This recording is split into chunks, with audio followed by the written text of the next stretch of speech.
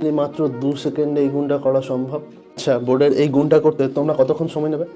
আমি যদি বলি মাত্র 2 সেকেন্ডে এই গুণটা করা সম্ভব, কি করে করব? 51 দিয়ে যদি কোনো 2 অঙ্কের জোড় সংখ্যাকে গুণ করি, তাহলে সেই গুণ আমরা মাত্র 2 সেকেন্ডে করতে পারি। কি করে? যাকে গুণ করছি তার অর্ধেক করে দাও এবং তাকে লিখে দাও প্রথমে, এবং তারপর যাকে গুণ করছিলাম সে নিজে বসে গেল।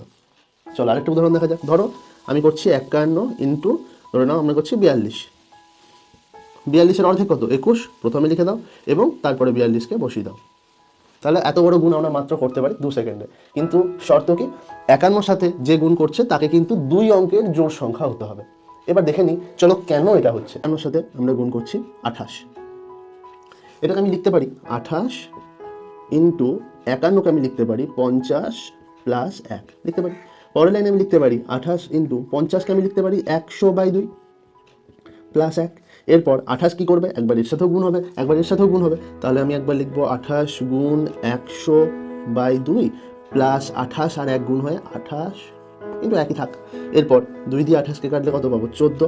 14 আর 100 গুণ করলে কত হবে? 1400 প্লাস 28 কে 28, অর্থাৎ আমাদের আনসার হয়ে গেল 1428। কিন্তু এটা দেখা মাত্র আমরা কি করে বলতাম? 28-এর সাথে 51 গুণ হচ্ছে, 28-এর অর্ধেক কত? 14, আর তারপর 28কে বসিয়ে দিলাম, 1428। তোমরা কমেন্টে তাড়াতাড়ি আনসার দাও। 36 সমান কত? ভিডিওটা ভালো লাগলে একটা লাইক করে দিও, চ্যানেলটাকে ফলো বা সাবস্ক্রাইব করে দিও। এরকম আরও ট্রিক্স পেতে চাইলে অবশ্যই সঙ্গে থাকবে।